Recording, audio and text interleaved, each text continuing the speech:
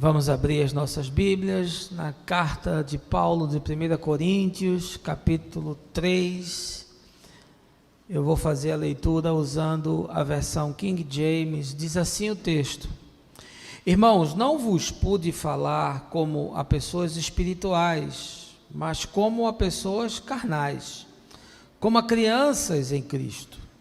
O que vos dei para beber foi leite, e não alimento sólido, pois não podíeis recebê-lo, nem ainda agora podeis, porque ainda sois carnais, visto que campeia entre vós todo tipo de inveja e discórdias. Por acaso não estáis sendo carnais, vivendo de acordo com os padrões exclusivamente mundanos? Pois quando alguém alega, eu sou de Paulo, e outro, eu sou de Apolo, não estáis agindo absolutamente segundo os padrões dos homens?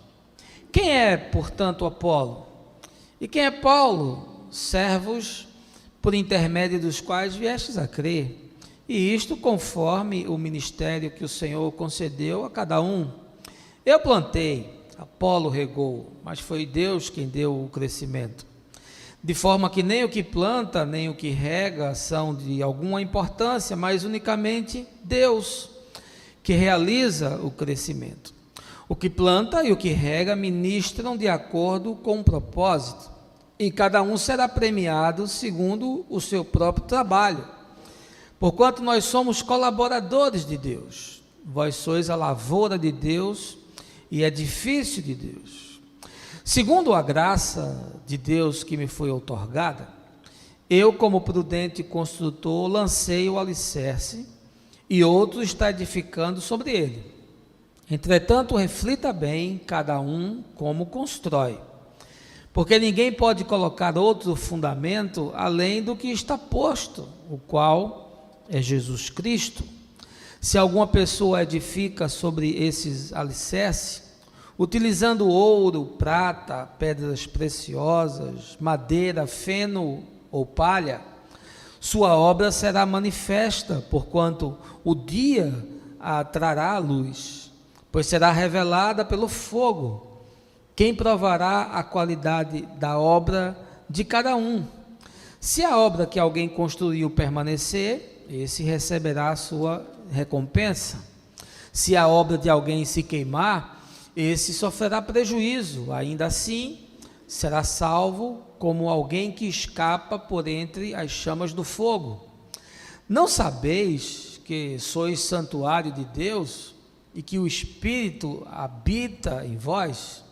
Se alguma pessoa destruir o santuário de Deus, este o destruirá, pois o santuário de Deus, que sois vós, é sagrado. Ninguém se iluda. Se qualquer pessoa entre vós se considera sábia, de acordo com os padrões desse nosso tempo, então é melhor tornar-se insensata para alcançar a sabedoria. Porquanto a sabedoria desse mundo é loucura aos olhos de Deus, pois está escrito, ele apanha os sábios nas próprias artimanhas deles. E mais, o Senhor conhece os pensamentos dos sábios, que são elucubrações vãs. Portanto, nenhuma pessoa deve se orgulhar dos homens, porque tudo vos pertence.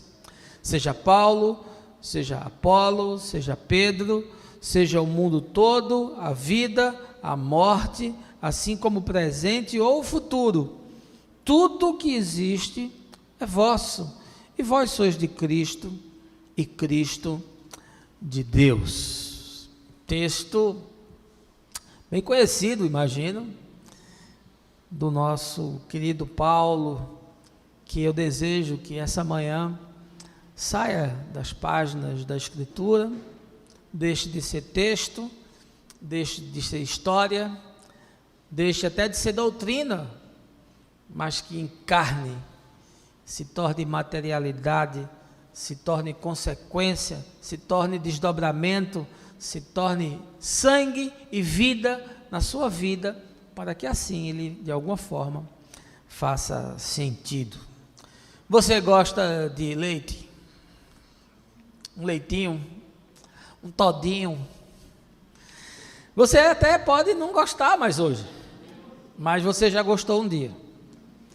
E tomou bastante para poder chegar até aqui.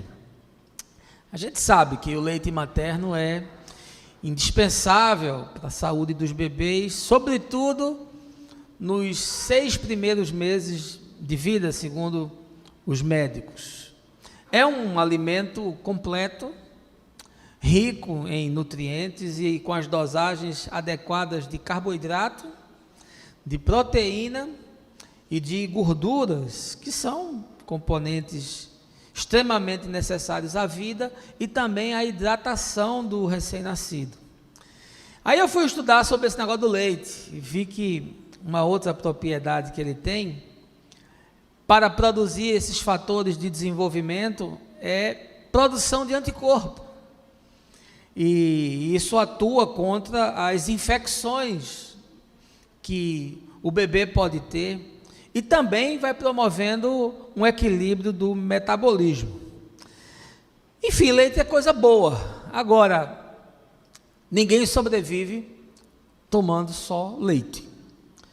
Porque depois de certo tempo, com o desenvolvimento, o organismo passa a ter outras necessidades, outras demandas e precisa também de outros nutrientes como fonte de sustentação. Portanto, seria um contrassenso imaginar alguém adulto se alimentando exclusivamente de leite, porque certamente o seu organismo iria sucumbir. Inanição, nessas circunstâncias, não seria a falta do alimento, mas seria a inadequação do alimento para o nosso corpo. E eu fiquei pensando nisso e acabei fazendo uma ligação com o que eu percebo hoje na igreja. Igreja, nesse tempo, é uma espécie de creche religiosa. E púlpito é uma espécie de mamadeira gigante, de onde os pregadores espirram leite para alimentar uma legião enorme de bebês espirituais. Uma engrenagem que parece que foi construída para promover o que eu chamo de analfabetismo bíblico. Total desconhecimento das verdades, ainda que sejam as mais básicas e elementares da fé. Uma estrutura que promove todo tipo de entretenimento, mas quase que não patrocina nada que tenha a ver com o conhecimento. E assim os anos vão se passando. E é muito comum você encontrar pessoas com 8, com 10, com 15 anos, pertencentes a uma comunidade, que não sabem absolutamente nada de coisa nenhuma. Pelo contrário, às vezes, por terem o costume de ouvir coisas diferentes em lugares diferentes, elas acabaram construindo uma espécie de espiritualidade Frankenstein. É um pedaço de um, com um pedaço do outro, é uma perna de uma denominação, com um braço de outra denominação, com um tronco de outra denominação, e com a cabeça de outra denominação. É a cultura da ignorância, ela sempre tem os seus próprios objetivos, seja do ponto de vista social, quando a ignorância privilegia um tipo de política assistencialista, seja no caso da igreja, a ignorância espiritual, que promove toda sorte de manipulação e de opressão e de controle por conta de uma classe sacerdotal corrompida. Eu queria usar esse texto de 1 Coríntios capítulo 3, onde Paulo usa essa metáfora do leite como alimento para exemplificar uma espiritualidade infantilizada. Sarknós é o termo grego que ele emprega para definir crentes que chama de carnais e de infantis. E pneumatikos é o outro termo que usa como contraponto para se referir àqueles que são maduros e são espirituais. E aqui cabe uma pergunta: você é um bebê ou você é uma pessoa madura na sua fé?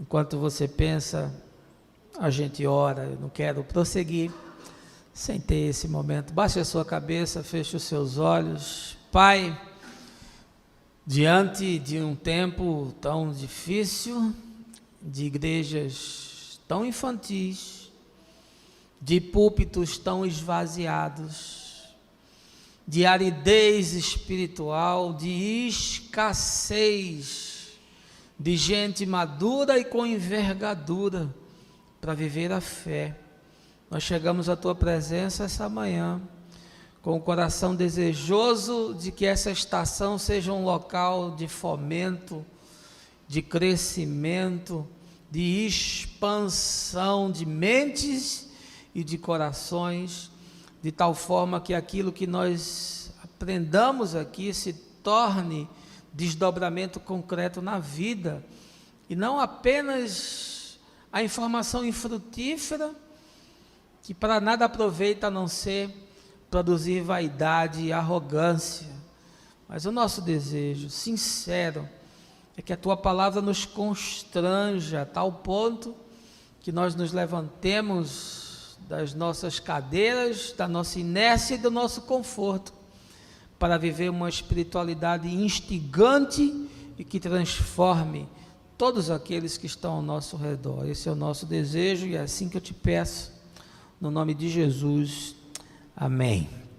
Deixa eu lhe chamar para você vir para a cidade de Corinto, cidade romana, de cultura grega, para você entrar numa sociedade desenvolvida, numa das maiores metrópoles do primeiro século, cerca de 700 mil habitantes, entre 250 a 300 mil eram cidadãos, e uma classe escrava grande com mais de 400 mil pessoas. Eu já tenho falado sobre a cidade de Corinto para vocês, com seus 2 grandes portos, ali no mar Mediterrâneo, e toda a cidade portuária era constituída de muito tráfego de comércio, de pessoas indo e vindo.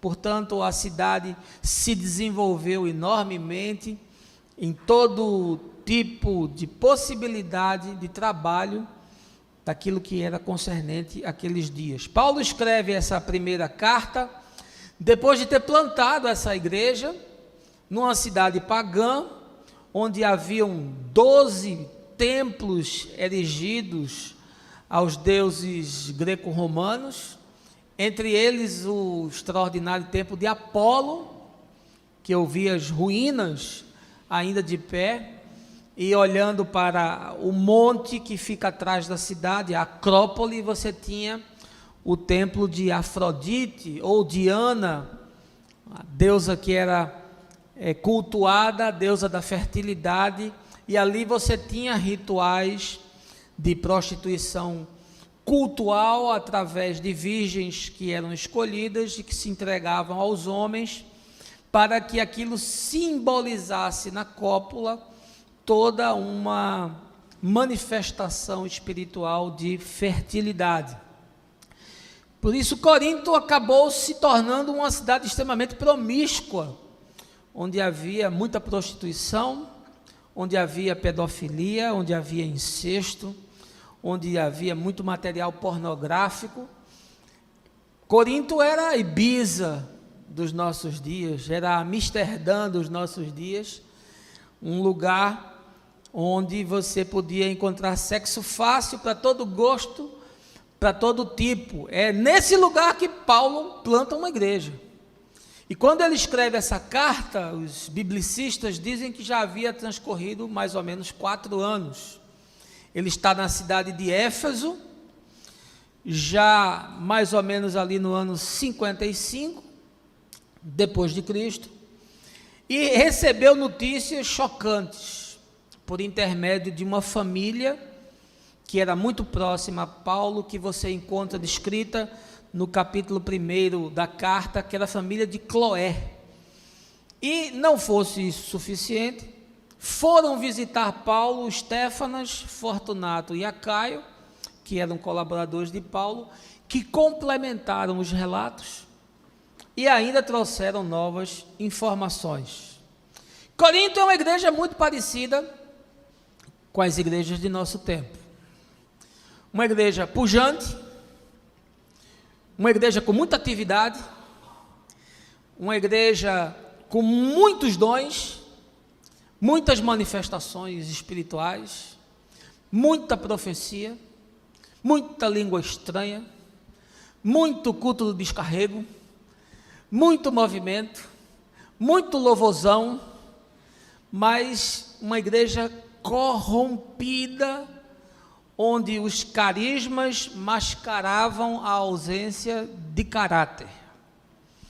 Uma igreja superficial, uma igreja ineficiente na transformação daquela sociedade, uma igreja movida a espasmos. E Paulo, para designar o que acontece ali, começa esse capítulo 3, dando uma sacudida na moçada e dizendo: olha, eu não pude nem falar com vocês, como se vocês fossem maduros ou espirituais, porque na verdade vocês são carnais e infantis, e nem suportam o que eu tenho a dizer.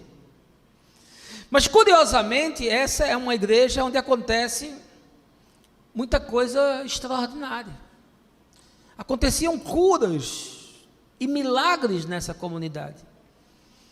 Aconteciam manifestações espantosas, palavras de conhecimento, palavras de sabedoria, pessoas com dons de discernimento de espíritos, gente com unção para fazer exorcismo, culto do desencapetamento total, uma igreja onde se arrecadava muito dízimo, porque afinal de contas nós estamos falando de uma cidade com um alto poder aquisitivo, uma igreja que tinha muitos encontros, muitas reuniões, muitos ministérios, e curiosamente nada disso chama a atenção de Paulo, pelo contrário, ele diz que essa moçada é carnal e infantil.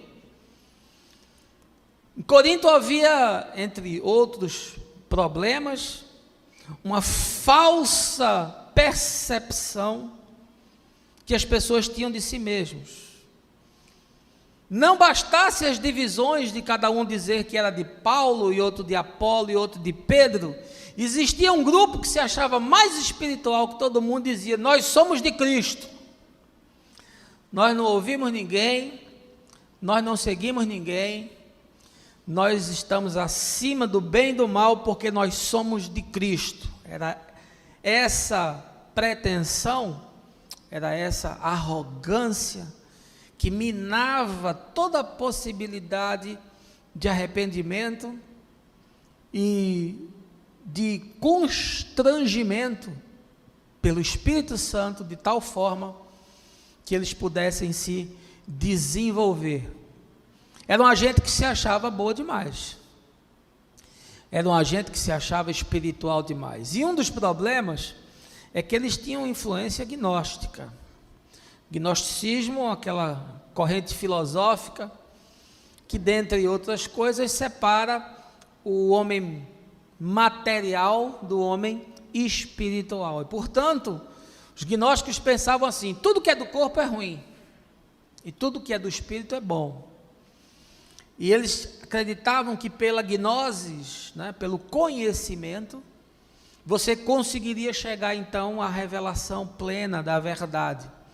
Por conta disso, essa cultura popularizada desenvolveu em Corinto essa falsa ideia de que nada que acontece com o corpo é problema. Então você pode se prostituir, você pode se entregar a todo tipo de prazer, você pode dar à carne tudo aquilo que ela precisa, não lhe negando nenhum bem, porque afinal de contas a carne é má, o espírito é que é bom, e o espírito é que precisa ser preservado. Portanto, essa comunidade cresce, dentre outras coisas, com essa falsa impressão. Por isso eles olhavam tantas manifestações espirituais e tantos dons, a ponto de Paulo dizer que eles tinham todos os dons, e se imaginavam uma igreja exemplar. Eles imaginavam que porque aquelas coisas estavam acontecendo, Deus estava com eles. Eles imaginavam que tanta unção do Espírito presente em seus encontros, nos seus cultos, nas suas reuniões, era suficiente para chancelar a bênção de Deus. O problema é que Paulo, olhando para tudo isso, diz: olha, vocês são carnais, vocês são infantis. É dessa forma que o apóstolo trata. E aí eu faço uma ponte com os nossos dias e vejo igrejas lotadas, igrejas com manifestações pseudo-espirituais, muitos milagres, muitas curas, muitas profecias, muita língua estranha, muita língua esquisita, muita gente rodando, muita gente tremendo, e eu fico fazendo um contraponto com a igreja de Corinto, e olho para ela da mesma forma que Paulo olhava, e não consigo perceber nenhuma densidade espiritual, nenhuma consistência espiritual. Aliás, o só fato de algumas manifestações acontecerem já revela por completo o total contrassenso e a esmagadora falta de entendimento, de discernimento do Evangelho. Gente sem maturidade, gente infantilizada com as questões mais elementares e tomando as decisões mais loucas possíveis e, obviamente, se arrebentando em tudo isso. E aqui surge uma pergunta que certamente vai levar você a pensar: a quem interessa manter uma comunidade de crianças? Quando você é subtraído de conhecer a verdade em todas as suas dimensões, a quem isso interessa? Quem se locupleta de sua infantilidade, que acaba desenvolvendo em você uma espiritualidade atrofiada, você se torna um pigmeu espiritual. A quem isso interessa? Quem tira proveito disso? Por que que esse tipo de engrenagem existe? A que propósito ele atende? E é muito provável que você já esteja percebendo que isso atende às demandas, às necessidades e aos desejos de uma elite sacerdotal, de uma casta elevada.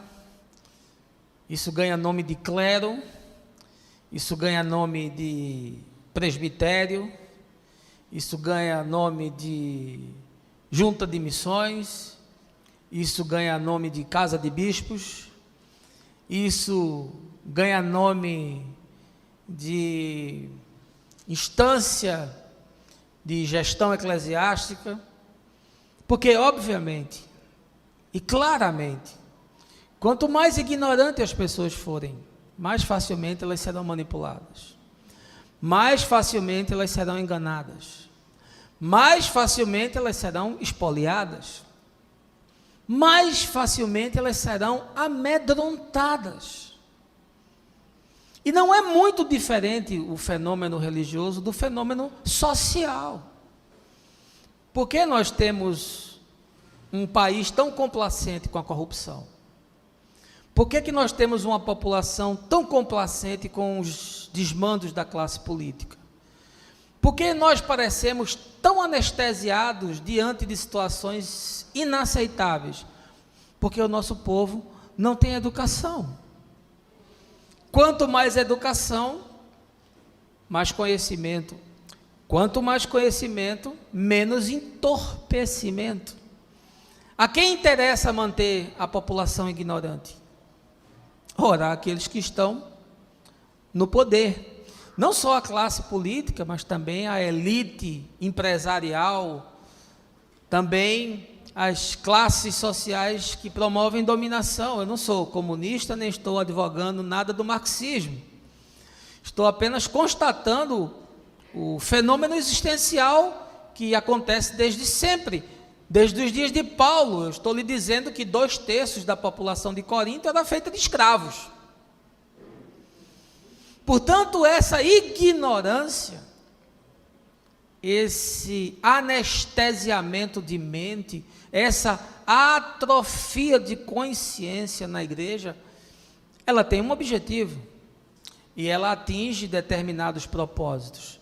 Ou você acha que denominações que se tornaram milionárias, elas conseguiriam explorar pessoas se essas pessoas fossem maduras, se essas pessoas não tivessem medo de gafanhoto, se essas pessoas não tivessem medo de devorador, se essas pessoas não tivessem medo de maldição, se essas pessoas não tivessem sido seduzidas para se relacionar com Deus fazendo barganha, atrás de campanha, atrás de promessa, isso seria simplesmente impossível de acontecer. Essa é a situação da igreja nos nossos dias. E aí eu tenho uma pergunta para lhe fazer: até onde vai isso? Você se considera maduro ou infantil? Você tem uma fé desenvolvida ou incipiente? Você caminhou muitos anos numa comunidade, mas isso não se traduziu no desdobramento de uma espiritualidade frutífera, a tal ponto de você ter muita informação e você ter pouquíssima ação. Talvez o seu evangelho seja até uma herança familiar, uma tradição que vem dos seus avós, dos seus pais, e na verdade você se acostumou a frequentar uma comunidade, mas isso não representa nenhuma transformação profunda, consequente na sua vida, que reverbera para aqueles que estão ao seu lado, que transformou você num embaixador da boa nova, num promotor da justiça, do bem, da paz, da alegria. E eu queria lhe fazer uma pergunta: você se considera carnal ou espiritual? Você se considera criança ou maduro? Como você classificaria de 0 a 10 a sua espiritualidade? Ou como você classificaria o seu conhecimento das Escrituras? Melhor do que isso, quanto você investiu nisso?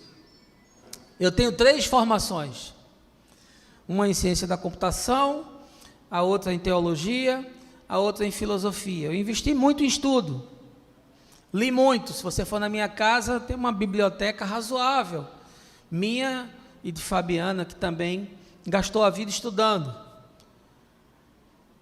E aí eu queria lhe perguntar: o quanto você investiu na sua espiritualidade? Me leve na sua casa, me mostre a sua biblioteca e eu vou lhe revelar. Uma vez eu vi um professor falando o seguinte: me mostre os livros que você já leu e eu vou lhe dizer aonde você vai estar daqui a 10 anos. Profissionalmente nós investimos muito, espiritualmente nós não investimos nada. E isso porque nós somos capitalistas. Nós acreditamos que aqueles que vencem são aqueles que produzem, são aqueles que crescem, são aqueles que são capazes de reunir as forças necessárias para tirar vantagem do mercado. Nós não somos espiritualistas. Nós não acreditamos nas verdades e nos pressupostos da fé, de tal forma que isso produza implicações profundas na nossa vida. Eu sei que você acredita que Jesus ressuscitou. Eu sei que você acredita que vai haver o juízo dos vivos e dos mortos. Eu sei que você acredita na segunda vinda. Eu sei que você acredita no inferno. Mas acreditar nessas coisas não produz nenhum resultado prático na vida. Eu queria tirar do texto 5 lições que Paulo nos ensina e são aplicáveis para mim e para você, porque essa igreja de Corinto se parece muito com a igreja desse tempo. Quem sabe ela se parece muito com a sua igreja. E aí eu queria lhe mostrar como você pode combater essa inanição espiritual, como você pode sair do leite para o alimento sólido, como você pode deixar de ser criança para ser adulto, como você pode deixar de ser massa de manobra para se tornar alguém capaz de tomar decisões e de viver livremente a verdade do Evangelho. Se você quiser voltar, tudo está no texto. A mensagem é expositiva. Primeira coisa que Paulo nos ensina é que essa espiritualidade infantil, ela promove a incapacidade de discernir informações e tomar decisões sem ser influenciado. Veja aí o verso de número 4. Ele diz assim: pois quando alguém alega, eu sou de Paulo, e outro, eu sou de Apolo, não estáis agindo absolutamente segundo os padrões dos homens? O que acontecia na igreja de Corinto? Era uma sacola de pregadores, e cada um melhor do que o outro. Aliás, diz que Apolo era o mestre do púlpito, era aquele pregador ninja. Paulo era um mestre, muito provavelmente, conforme a gente vê ali em Atos capítulo 13, com seu ministério apostólico como ênfase ministerial, mas muito bom no ensino. E ali em Corinto, então, você tinha influência de várias pessoas, cada um que dissesse uma coisa, e as pessoas que ali congregavam também começaram a fazer partidos. Um dizia uma coisa, todo mundo ia para um lado, o outro dizia outra coisa, todo mundo ia para o outro. Uma semana tem um pregador ali famoso, a gente vai e escuta. Outra semana tem um congresso não sei de quê e a gente vai lá ouvir. Na outra semana tem a campanha não sei das quantas, a gente vai atrás para ver. Era assim a igreja de Corinto. Aí você liga a televisão, tem lá o teleevangelista falando já uma outra coisa, você diz, é isso mesmo. Aí o outro diz negócio, você diz, é isso mesmo. Aí o outro ensina um negócio, você diz, é isso mesmo. Aí você lê um livro e diz, é isso mesmo. E sabe qual é a sua capacidade de fazer escolha? Nenhuma. Você vai pela retórica, você vai pela homilética, que é a arte da pregação, é a arte do discurso. E todo pregador, de alguma forma, se utiliza desses recursos para encantar as pessoas e para levá-las aonde ele deseja. E quanto menor sua capacidade de discernir, maior a sua dependência e a sua subserviência ao que ele deseja. Esse era um problema da igreja de Corinto. As pessoas não sabiam para onde ir. Cada um que dissesse um negócio e cada qual que fosse se identificando, e as pessoas não tinham densidade espiritual para fazer suas próprias análises. Ora, não é muito parecido com os nossos dias? Você liga a televisão, você tem pregador para todo tipo. E cada um que diga uma coisa diferente. E cada um que fale em nome de Deus. E cada um que use a Escritura como bem entende. E cada denominação que a interprete conforme os seus teólogos. E você não sabe para onde ir. E você não sabe a quem dar ouvido. Porque você nunca, talvez, tenha se dado ao trabalho de parar, de ler e de buscar entender. Porque se você tivesse feito isso, o Espírito de Deus teria lhe revelado. Óbvio que você precisa de alguns outros ferramentais, mas é coisa muito básica. Que um pequeno investimento de tempo faria com que esse arcabouço, essa base, esse alicerce lhe ajudasse a, pelo menos, as questões elementares e essenciais, você pudesse discernir. Ora, uma característica muito peculiar daquela pessoa que é infantil é que ela não consegue tomar decisões, porque ela é sempre influenciada por aquilo que fazem. É impressionante aquilo que se ensina hoje em nome de Deus. É ultrajante, é grotesco, mas veja a quantidade de gente que é enredada, que é levada, que entra nesse engodo, que entra nesse estelionato de boa fé, achando que aquele indivíduo está falando em nome de Deus, a verdade, mas ele não está, ele está pregando heresia. Mas as pessoas não podem discernir, porque elas são jogadas de um lado para o outro, porque elas dão crédito a tudo que elas escutam. E obviamente esses lobos promovem a cultura do medo. Eles escravizam as pessoas pelo medo. É daí que vem não toque no ungido. É daí que vem não questione o pastor. É daí que vem não faça isso porque você vai estar em rebelião. É a cultura que transforma você num boneco, dizendo amém, glória a Deus e aleluia. E obviamente tem muita gente se beneficiando com isso, e certamente você não é uma delas.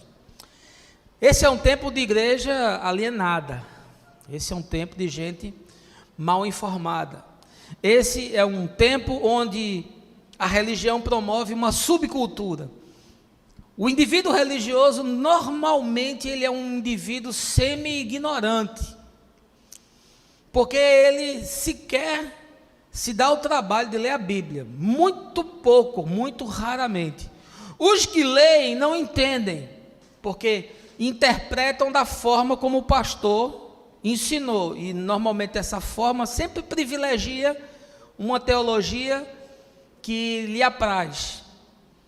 Não leem jornal, não assistem televisão, não vão no teatro, não leem um livro de poesia, não leem um livro de ficção, não investem em estudo, ou seja, é gente que foi tirada da realidade existencial para viver no mundo paralelo. O religioso vive uma religião que promove a realidade paralela, e eles chamam isso de santidade, que é o sujeito sair do mundo. Enquanto Jesus disse para o sujeito ir para o mundo, e para ser sal no mundo, e para ser luz no mundo, e para se envolver com o mundo, para poder transformar o mundo, a religião diz: não, saia do mundo, seja santo, não participe, não se misture, não vá no sindicato, não vá numa boate, não vá no campo de futebol, não vá na praia, e vai amputando o sujeito de toda a dinâmica social, e ele fica um louco. E ele não tem mais capacidade de avaliar, ele é levado por todo tipo de comentário. É uma teologia que se isolou dos outros saberes. Pode ver que o teólogo, ele não dialoga com ninguém. Normalmente, e aqui eu estou falando teólogo entre aspas, né? O teólogo, ele não conversa com nada, ele não sabe nada de psicologia, ele não sabe nada de sociologia, ele não sabe nada de antropologia, ele não sabe nada de filosofia. Ele acha que a teologia é o único e o principal saber. E ele quer explicar o mundo com a Bíblia. Porque ele acha que a Bíblia é um manual para explicar o mundo. Porque foi assim que ele aprendeu. Você sabe qual é uma característica de uma criança? É a incapacidade de discernir e de tomar decisões, porque ele está sendo sempre influenciado. Segunda coisa que Paulo nos ensina é que essa inanição espiritual provoca a incapacidade de compreender e viver na prática os pressupostos do Evangelho. Veja aí os versos 10 e 11. Segundo a graça de Deus que me foi outorgada, eu, como prudente construtor, lancei o alicerce, e outro está edificando sobre ele. Entretanto, reflita bem cada um como constrói, porque ninguém pode colocar outro fundamento, além do que está posto, o qual é Jesus Cristo. Paulo está olhando para essa comunidade, e a comunidade tinha um problema sério, doutrina. E eles discutiam tudo aqui. Eles tinham problema com relação à ressurreição, eles tinham problema com relação a casamento, eles tinham problema com relação à circuncisão, eles tinham problema com relação à Santa Ceia, eles tinham problema com relação ao uso dos dons espirituais, eles tinham problema em relação à liberdade cristã. Ou seja, havia uma confusão na cabeça das pessoas, que já era consequência do ponto anterior que eu falei. E aí Paulo começa a ordenar as coisas. E a primeira coisa que Paulo diz para essa meninada é o seguinte: não pode haver outro fundamento que não seja Jesus. Jesus é o fundamento sobre todas as coisas. E aí ele tentou fazer um nivelamento, trazendo Jesus como a chave de interpretação. Jesus é a chave hermenêutica, como nós temos ensinado para vocês, para que não ficasse essa confusão de pensamento, que obviamente isso implica na forma como você vive. A doutrina impacta diretamente a forma como você vive, ou você deixou de viver por conta da doutrina. É grave a esse ponto.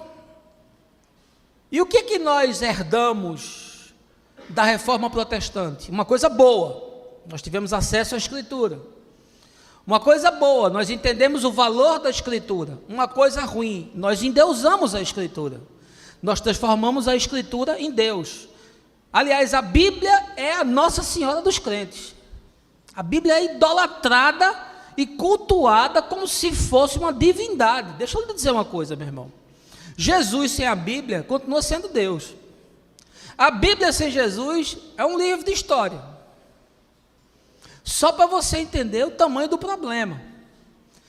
Porque a palavra que encarnou não foi essa daqui, não. A palavra que encarnou foi uma pessoa. E ele disse: eu sou o pão que desce do céu. Eu sou a palavra. Olhem para mim. Quando conversou com as multidões em Mateus 5, disse: vocês ouviram o que foi dito. Joga no lixo, porque agora eu, porém, vos digo. E aí refez, reposicionou, repaginou. Eu estou mandando você jogar a Bíblia fora? É óbvio que não. Eu gosto muito da Bíblia, mas Jesus é a minha chave de interpretação. O Evangelho é o que produz em mim consciência. Os valores pelos quais eu vivo não são os valores da lei. Eu não vivo pelo Velho Testamento. Eu não vivo pelas práticas dos fariseus. Eu não vivo nem mesmo pelos ensinos de Paulo, porque alguns ensinos de Paulo caducaram, expiraram, e alguns foram inspirados. Paulo diz, por exemplo, aqui na carta aos Coríntios, que o pai que mantiver sua filha virgem faz muito bem, é melhor não casar ela não. Eu não posso fazer uma interpretação disso sem conhecer todo o contexto no qual Paulo fala, e eu não quero entrar nisso agora, mas só para lhe mostrar que esse tipo de ensino não cabe.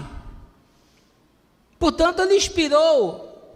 E eu faço uma confrontação de tudo que é dito com o que Jesus encarnou e viveu. Se cabe em Jesus, fica. Se não cabe em Jesus, sai, vira letra, porque era apenas uma sombra, era apenas um molde, era apenas uma forma para tentar conduzir as pessoas até a verdade, quando a verdade se manifestasse. E ela se manifestou, e andou, entre nós, e nós vimos a sua glória, glória como do unigênito do Pai. Portanto, não há outro fundamento. Gente madura tem essa consciência do Evangelho, não de doutrina, não de dogma, não de cânon, não de regrinha de instituição, não de teologia desse ou daquele, porque não foi Calvino quem morreu por você, nem Armínio que morreu por você. Jesus não disse que nós deveríamos nos render às teologias, pelo contrário, ele disse: eu sou a palavra. Porque Deus amou o mundo de tal maneira que enviou o Filho, não foi enviou a reforma protestante. Nós cremos no Filho e andamos conforme todo aquele que ensinar aquilo que o Filho ensinou. E todo aquele que andar como ele andou. E o que não se encaixa nisso, simplesmente a gente coloca de lado. Ora, o que nós vemos nos nossos dias? A igreja como uma fábrica de doutrina perversa. As coisas mais esquisitas que você pode imaginar é fabricado dentro de igreja. Aliás, se você me der uma Bíblia, eu produzo a heresia que você quiser. Eu com a Bíblia na mão, eu tanto produzo vida quanto eu produzo morte. É muito fácil, não tem nenhuma dificuldade. E eu sei que eu vou levar milhares de pessoas comigo, porque elas não têm capacidade para discernir, para escolher e para se posicionar. Aí você vê que o problema é profundo, porque ele começa no seminário. Os seminários são confessionais. Eles ensinam as doutrinas das denominações. E eles preparam, ou deveriam preparar pessoas para cuidar, para servir o povo e para ensiná-lo. Mas eles preparam pessoas para fazer aquilo que eles querem para manter a hegemonia da sua denominação. Olha, converse com o pastor, que na esmagadora maioria dos casos é gente muito mal preparada. O sujeito não deu para nada, ele foi ser pastor. Você já viu isso? O cara não tem profissão, o cara não deu, sabe, não fez nenhum curso, o cara não, mas ele se destacou na igreja. Ele tinha assim um jeitão, é um cara assim espaçoso, aí ele vai para o seminário e vira pastor. Não tem qualificação nenhuma, virou pastor. Meu irmão, pastor não se faz em seminário. O chamado pastoral é um dom de Deus, que o seminário pode ajudar a desenvolver, e uma boa formação ajuda, mas é só isso, isso não é pré-requisito para nada. Nós aqui não temos nenhum tipo de exigência que o sujeito faça seminário, mas temos a exigência que ele tenha vida, e que ele ande conforme Jesus andou. Se tiver formação, ótimo. Se não tiver, ele aprende no meio do caminho. Afinal de contas, nem todos são mestres. Nem todos são chamados para o ensino. Paulo fala na carta aos Efésios daqueles ministérios de evangelista, de pastor, de profeta. Existem outros dons. Portanto, eu quero lhe dizer que uma pessoa inocente, infantil, é aquela que não tem a consciência do evangelho. Ela não tem a base. Ela não conhece os valores, ela não conhece os princípios, ela não lê Jesus, ela lê Calvino, ela lê Agostinho, ela lê Tomás de Aquino, ela lê Paul Tillich, ela lê Calbart, e é muito legal ler essas coisas. Mas tudo isso sucumbe a Jesus. Tudo isso se rende a Jesus. E tudo que não é conforme Jesus, cai fora. A terceira coisa que Paulo nos ensina, que revela pessoas que sofrem de inanição espiritual, é uma incapacidade de lidar equilibradamente com as demandas e pulsões da alma. Veja aí os versos 16 e 17. Não sabeis que sois santuário de Deus e que o Espírito habita em vós? Se alguma pessoa destruir o santuário de Deus, este o destruirá. Pois o santuário de Deus, que sois vós, é sagrado. Quando Paulo usa essa expressão, você é o santuário de Deus, ele usa aqui no capítulo 3, depois ele vai usar novamente no capítulo 6. Aqui não necessariamente tem essa conexão, que eu vou fazer agora. Mas no capítulo 6, ele fez a ligação dessa questão de que nós somos o templo do Espírito, o santuário de Deus, com a questão da imoralidade das questões da sexualidade, que eram um problema em Corinto, conforme eu já falei para vocês. Portanto, eu queria utilizar essa conexão que Paulo faz aqui do capítulo 3 com o capítulo 6, para falar para você sobre essa característica daquele que é infantil, de não conseguir lidar nem com as suas emoções, nem com as suas pulsões. E ele não consegue lidar porque ele não tem esse centro do ser estabelecido, corpo, alma e espírito. Não existe uma integridade no ser. E esse desarranjo provoca no indivíduo toda sorte de problema. Curioso que Paulo diz: olha, o Espírito de Deus habita em você. Se nós temos o Espírito de Deus, aqui na própria carta aos Coríntios, ele fala: nós temos a mente de Cristo. Ou seja, o maior poder do universo está dentro de você. Uma força capaz de reconfigurar a sua alma, de reestruturar a sua consciência e de reescrever a sua história, de chegar a ponto de transformar o seu próprio corpo com a cura sobrenatural, fazendo coisas que são impensáveis. Mas nós não conseguimos nos locupletar desse dínamo, dessa dinamite, dessa força extraordinária que está em nós, porque por vezes sequer nós sabemos que ela existe.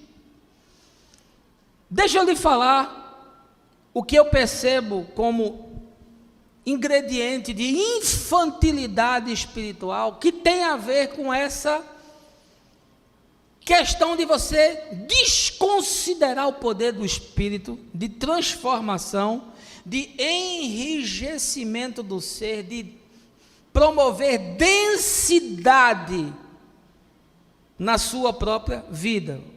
E Paulo começou falando que não conseguiu comunicar com os coríntios porque eles eram carnais, eles eram infantis, eles eram pessoas de impulsos, de espasmos. O que nós percebemos na igreja de Corinto? Uma igreja de espasmos, uma igreja muito dada às emoções, uma igreja muito dada à histeria, que é algo que sempre anda junto no fenômeno religioso, e uma linha muito tênue separa as manifestações do espírito das manifestações histéricas. Como os psiquiatras poderiam falar aqui horas sobre esse tipo de delírio religioso, que você vê e pensa que é uma manifestação do Espírito Santo. As pessoas que têm maturidade espiritual são pessoas que têm capacidade de tomar decisões, são pessoas que têm uma musculatura emocional, é gente que tem a capacidade de fazer escolhas. Olha, meus irmãos, eu como pastor, vocês não têm ideia do que é que as pessoas me consultam. Eu publico aqueles textos no Facebook, aquelas conversas, a moçada pensa que é brincadeira, a turma pensa que eu invento, que eu tenho inteligência e tempo e saco para inventar um troço daquele. O cara me pergunta, essa semana foi uma que me contactou, dizendo: pastor, eu tenho um trauma de mar, eu não consigo entrar no mar, já fiz terapia, eu já fiz regressão, já fiz culto de libertação, já fiz curso de cura interior, eu não consigo me libertar de meu trauma de mar. O que é que eu faço? Eu digo: fica na areia, meu. Fica tomando água de coco, na areia que passa, vai ser cura, uma cura assim extraordinária. As pessoas me perguntam as coisas mais elementares do mundo, precisam de autorização para tudo, precisam de um pajé, precisam de um feiticeiro, precisam de um sacerdote, no sentido de ser o intermediário para validar as minhas decisões, porque não tem condições de fazer as suas próprias escolhas. E por que não tem decisões? E por que não tem capacidade de escolher? Porque foram ensinadas dessa forma e foram treinadas para repetirem isso. São ratos de laboratório, foram de tal forma ser viciadas espiritualmente, foram estupradas espiritualmente e não conseguem mais tomar as suas decisões. Some-se a isso que nós estamos na sociedade da fuga, nós estamos vivendo no mundo do escapismo, nós somos a geração da pílula. E aqui eu falo dos diazepínicos, não para aquele que é doente, aquele que é depressivo, aquele que tem transtorno de ansiedade, porque esse precisa da medicação. Mas eu não acredito que a população inteira é doente. Ela está ficando, mas ela não é. Mas nós somos a geração da pílula. Qualquer coisa que nos gera qualquer tipo de transtorno, a gente socorre-se com a pílula. O cara tem qualquer contrariedade, ele toma um ansiolítico. Ele tem qualquer decepção, ele toma um ansiolítico. Ele tem qualquer frustração, ele entra em depressão, ele toma um ansiolítico. Ele toma antidepressivo. Mas isso vicia. O cara toma uma vez, toma duas, toma três, daqui a pouco ele não vive mais sem aquilo. Ele toma sonífero para dormir, porque ele não vive mais sem aquilo. Sabe por quê? Porque nós não conseguimos mais lidar com a realidade. De fato, a realidade é apavorante. Você abre o jornal e vê que 60 bichos dentro de uma cadeia se matam entre si, abrem o corpo do cara, tira todas as vísceras, decapita a cabeça e brinca e ri como se aquilo fosse nada. Aí a gente vê que a gente está vivendo num mundo louco. Porque aquelas pessoas não são mais gente, eles são bichos. Porque o sistema promove a bestialização do indivíduo. Eu e você somos responsáveis por isso. Não tire a sua culpa, porque nós como igreja não fazemos absolutamente nada para mudar isso. Esse sistema não corrige ninguém. Ele só prepara o indivíduo para sair de lá e ser um monstro. E se torna um bicho. Aí o cara diz, bandido bom é bandido morto. Se Deus pensasse assim, você estava no inferno. Sabe por quê? Porque o diabo pensa assim, pecador bom é pecador morto.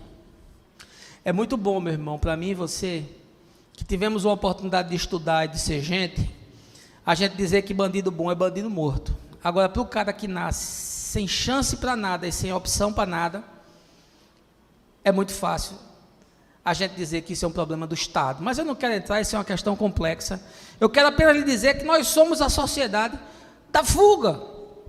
E nós vivemos a existência idealizada. Nós somos filhos dos gregos mais do que nunca. Por quê? Porque o sujeito diz assim, eu quero ser feliz. Eu existo para ser feliz. Eu exerço minha profissão para ser feliz. Eu me caso para ser feliz.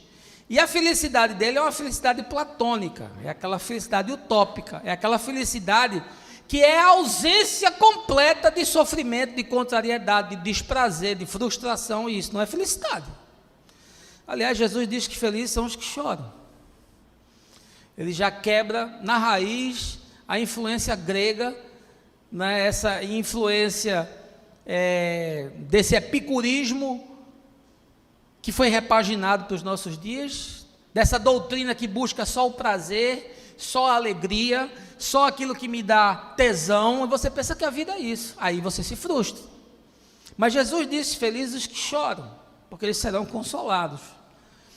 Ou seja, ele já me diz que no mundo nós vamos ter aflições, problemas, dificuldades, frustrações e perdas, mas vamos lá, tenha bom ânimo, porque você vai conseguir vencer o sistema.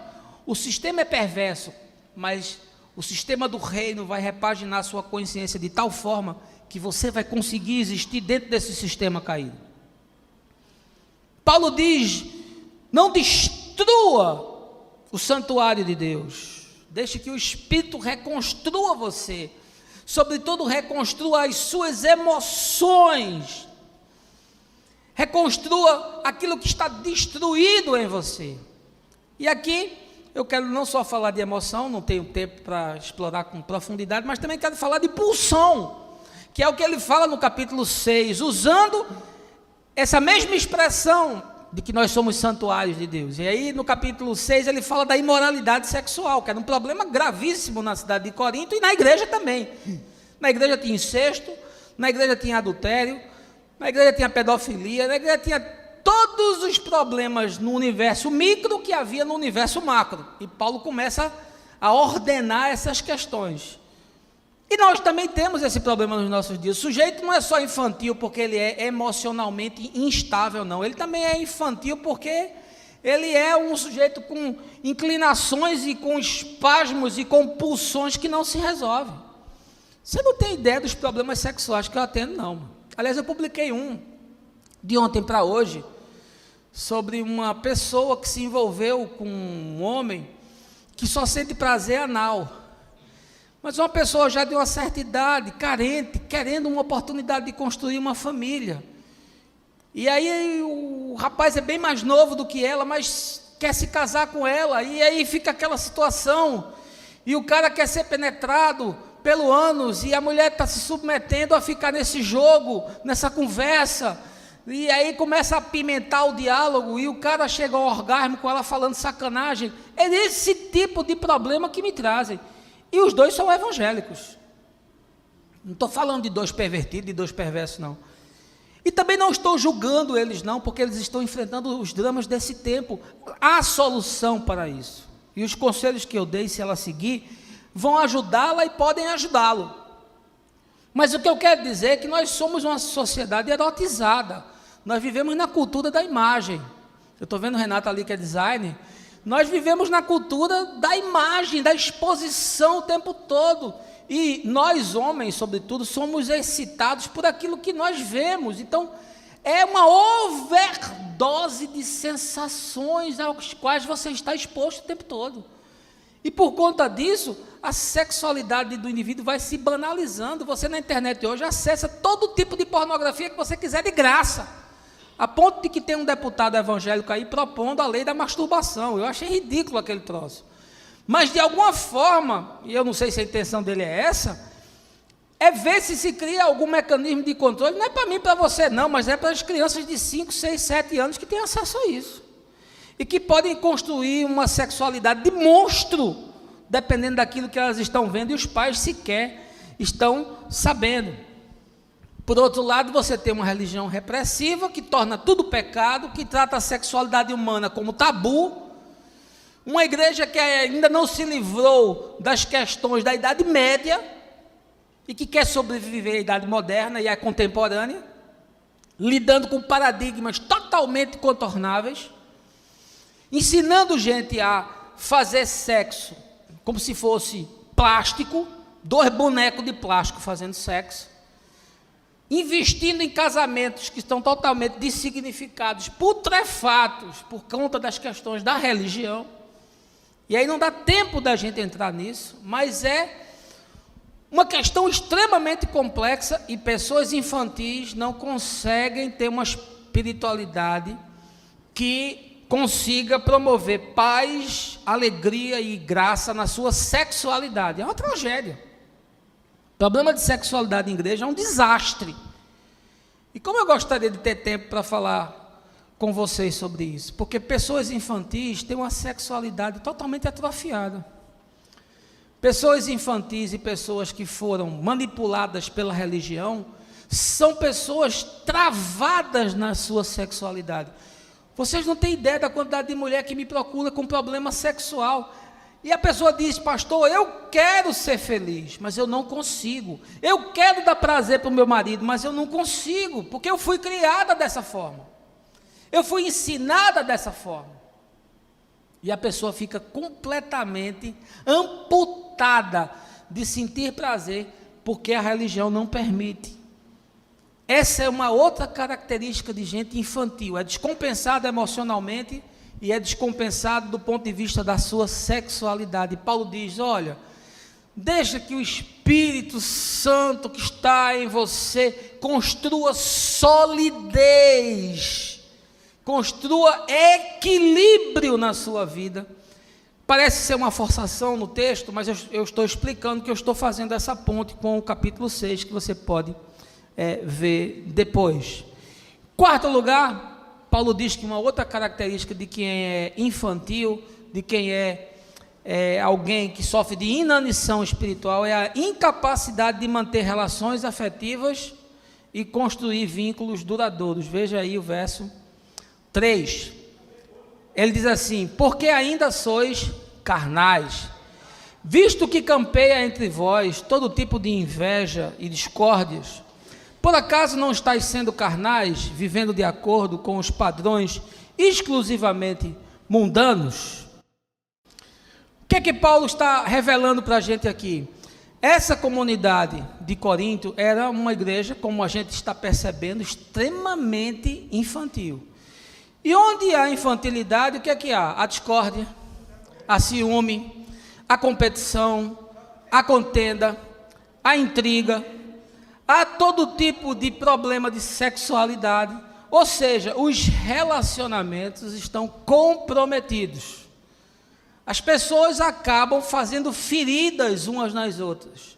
As pessoas acabam vivendo uma relação de epiderme, de superficialidade. Essa é mais uma característica de gente que não tem densidade espiritual. As relações são travadas. As relações são fragilizadas. Gente madura é gente que se relaciona com desenvoltura. Gente madura é gente que faz uma troca com o outro de forma madura. Gente que tem envergadura espiritual desenvolve relações profundas, inclusive a relação na sua própria vida conjugal. Por que tanta separação? Por que tanto divórcio? Porque as pessoas não estão preparadas para se relacionar. Boa parte das pessoas que se divorciam poderiam ter os seus casamentos restaurados.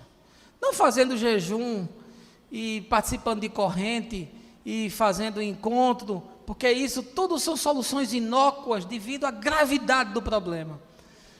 Mas se elas pudessem ser ensinadas para atingir um nível de maturidade relacional, aí sim você traria soluções duradouras, porque todas essas daí o sujeito participa, depois de 6 meses o problema volta e volta muito pior, e aí desemboca inevitavelmente na separação. Mas o que Paulo está falando, que acontece como fenomenologia na igreja de Corinto, essas relações travadas, essas relações que provocam feridas, essas relações de competição, de intriga, de inveja, de ciúme, isso existe dentro de todo ambiente, isso existe na sua família. A competição que há entre um filho e outro, a competição que há entre um irmão e outro, a competição que há entre uma nora e uma sogra. Isso existe no seu trabalho, o chefe competindo com o supervisor, o gerente competindo com o diretor. Isso existe na sua faculdade, um aluno competindo com o outro. Essas relações travadas e os problemas das relações conjugais, que não raras vezes são uma repetição desses problemas, eles refletem uma imaturidade espiritual, porque gente espiritual se relaciona de outra forma. É gente preparada para lidar com as idiosincrasias humanas. É gente com um espírito muito mais longânimo, muito mais paciente, com muito menos necessidade de autoafirmação, com muito menos necessidade de dominação do outro, porque muitas vezes os problemas nas relações surgem porque eu tenho a necessidade de dominar o outro, de controlar o outro, de manipular o outro. Faço isso pela via do dinheiro, faço isso pela via do conhecimento, eu de alguma forma encontro um jeito de transformar o outro num escravo, ainda que seja num escravo do meu amor, que não é amor, é um amor doentio, que prende, que cerceia, que limita, que explora. E aí o que eu quero lhe dizer é que gente madura espiritualmente é gente que se relaciona de forma sadia, é gente que desenvolve relações duradouras, é gente que promove encontros humanos profundos, é gente que se apega, é gente que gosta, é gente que serve. Quer ver alguém espiritualmente maduro? É gente que serve. Quando você vê uma pessoa disposta a servir o outro, é porque ele é maduro, sabe por quê? Porque a gente é egoísta, a gente não quer servir, a gente quer ser servido, né? E pastor, então, nem se fala. Pastor quer ser servido pela igreja toda. Ele esquece que nós somos aqueles que devemos lavar os pés dos irmãos, andarmos com bacia e com toalha para lavar os pés da igreja. Mas os pastores nesse tempo são aqueles que querem ser servidos, querem ser cultuados. Esse também é um fenômeno do nosso tempo, não é? E essa individualização é um fenômeno dos nossos dias. Nós estamos trancados nas nossas casas com medo de sair. Nós nos relacionamos virtualmente. Nós somos a geração da digitalização. Nós fazemos sexo pelo computador, o sujeito se excita pelo telefone. Ninguém tem mais encontro humano. Agora estão produzindo robôs sexuais. Eu não sei se você sabe, mas se você tiver grana, daqui a uns anos você compra um robô sexual. Você pode comprar um robô de 1,80 m, loura, os olhos verdes, né? As coxas grossas, os seios fartos. Você compra do jeito que você quiser. E o robô faz o que você mandar. Não se iluda, daqui 20, 30 anos, as pessoas vão ter mais robôs em casa do que parceiros. Porque o robô não reclama, e quando ele encher o saco, você desliga. Né? Robô não gasta. Robô não quer DR. O robô é um escravo do seu desejo. E as empresas estão investindo nisso. Sabe por que elas estão investindo nisso? Porque elas sabem como é o nosso coração. Elas sabem do que nós somos feitos. Nós somos a sociedade das redes virtuais. Temos milhares de amigos no Facebook. Daqueles milhares, 3 ou 4 talvez, de fato, é gente que gosta de você. Zygmunt Bauman, aquele sociólogo, diz que nós somos a sociedade líquida. Que tudo nosso é rarefeito, não tem consistência, né? E aí ele diz sobre essas redes sociais que você, da forma como você aceita um amigo, você deleta.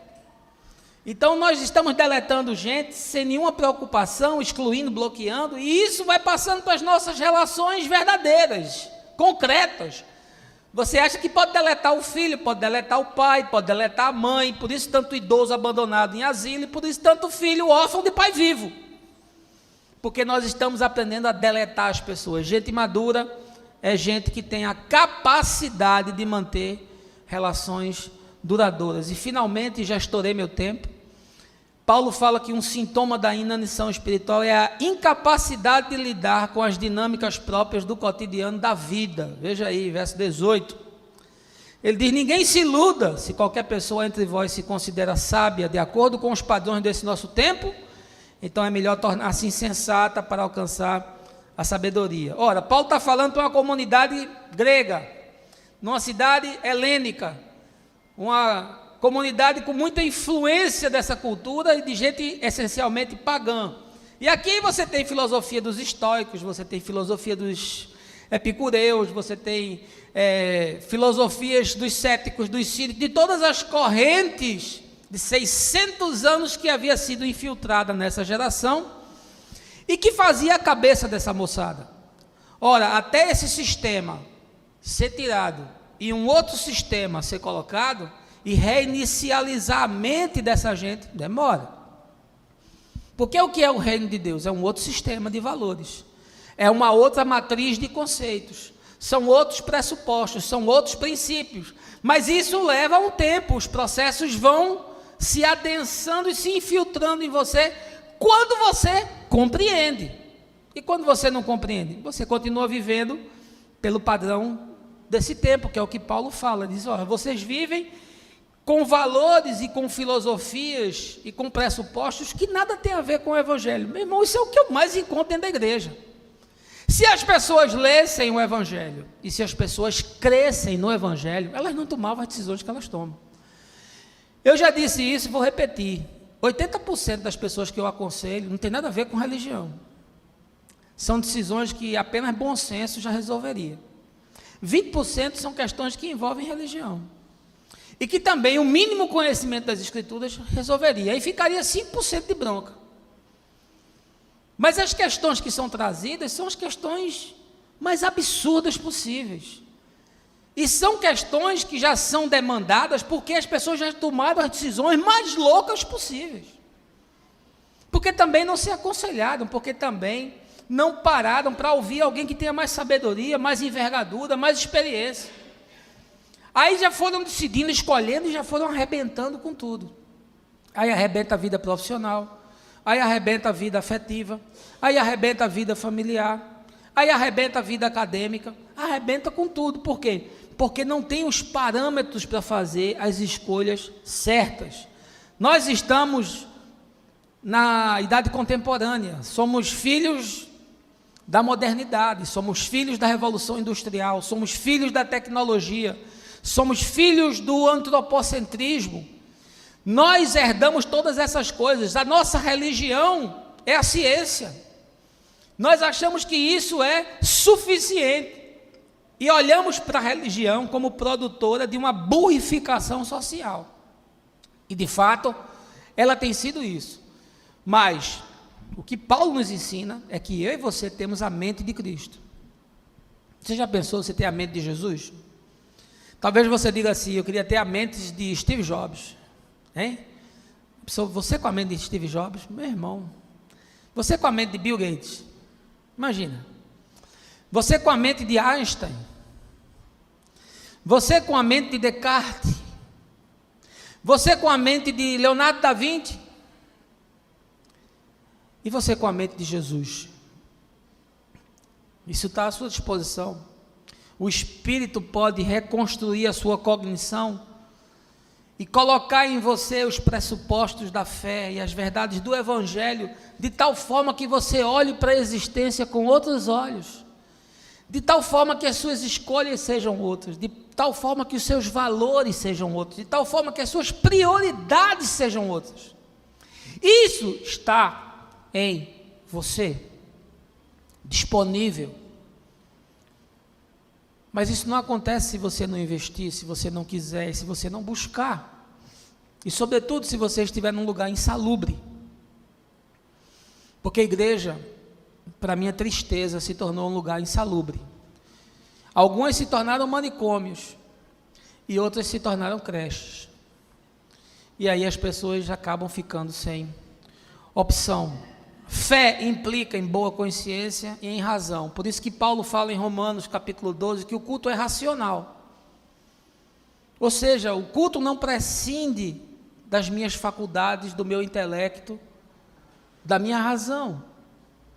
O culto histérico, o culto catártico, o culto de espasmos, o culto centrado na emoção, não é o culto que Deus deseja. Eu estou suprimindo a emoção? Não. Jesus chora nas Escrituras, 2 vezes estão registradas. Eu não estou suprimindo a emoção, mas estou colocando a emoção no seu devido lugar. Nós somos seres emocionais, mas nós não podemos ser dominados pela emoção. Portanto, Paulo diz para essa moçada: olha, vocês ainda estão no sistema grego, vocês ainda não entraram no sistema do reino. É por isso que vocês tomam decisões baseadas nos princípios do sistema. E vocês não conseguem tomar decisões baseadas nos valores do Evangelho. Gente madura é gente que sabe tomar decisão na vida. Gente madura, a gente sabe fazer escolha na vida. Gente madura, a gente tem bom senso. Gente madura tem equilíbrio. Gente madura sabe equilibrar razão e emoção. Gente madura é gente que tem centro de gravidade. Gente madura é gente que volta atrás. Sabe que errou? Sabe que se equivocou? Dá meia volta, retrocede 10 passos. Aprende que o orgulho não serve para coisa nenhuma. Aprende que às vezes é preciso rever, refazer planos, refazer rotas e refazer mapas. E toma decisões. Eu queria ter tempo. Esse é um assunto bem polêmico e é um assunto complexo, mas fica aí o recado, 5 pontos que Paulo fala e que eu tentei transportar da realidade de Corinto para a nossa realidade. E eu queria concluir dizendo o seguinte: você deve conhecer aquele personagem Peter Pan, né? Foi criado por J.M. Barrie e que originou o livro para crianças, foi um best-seller, Peter e Wendy, publicado em 1911. Peter Pan se tornou um fenômeno e um sucesso mundial, tanto no teatro, depois no cinema. E fala da história de um rapaz que se recusa a crescer, ele quer ser criança a vida toda, né? E aí, a partir disso, ele começa a viver aventuras mágicas. Eu olho para os cristãos desse tempo e eu vejo como se eles fossem bonecos Peter Pan. Gente infantil, que se recusa a crescer a todo custo, que gosta de magia, que gosta de fantasia, que gosta do espetaculoso, que gosta do sobrenatural, que gosta do maravilhoso, mas que recusa a viver a normalidade do Evangelho com boa consciência, com fé e com razão. Um bando de Peter Pan brincando de viver uma espiritualidade infantil, tomando as decisões mais loucas na vida, e aí não raras vezes culpando Deus pelas escolhas que fez, culpando a igreja pelas escolhas que fez, culpando o pastor pelas escolhas que fez, e não boas vezes eles têm de fato culpa, mas nunca conseguem chegar à maturidade para a qual eu e você fomos chamados. Que Deus nos ajude nesse desafio de produzir crentes maduros. Que Deus nos ajude, a mim e a você, a fazermos discípulos que sejam maduros. A nossa casa vai estar aberta a partir de fevereiro, para aqueles que quiserem caminhar e aprender. É de graça, toda segunda, é só você ir lá, não precisa ser dessa igreja não, pode ser de qualquer uma. Eu ensino qualquer pessoa que queira crescer no Evangelho. Você investiu em pós, investiu em mestrado, investiu em doutorado, investiu em tanta coisa, em curso de requalificação, e você não investiu na sua fé, você não investiu na sua espiritualidade, e isso define a sua eternidade, e isso define a qualidade de como você vive hoje, aqui e agora. Que o Senhor nos abençoe, que você tenha um bom domingo, que você tenha um tempo bom com a sua família, com aqueles que você ama, no nome de Jesus, amém.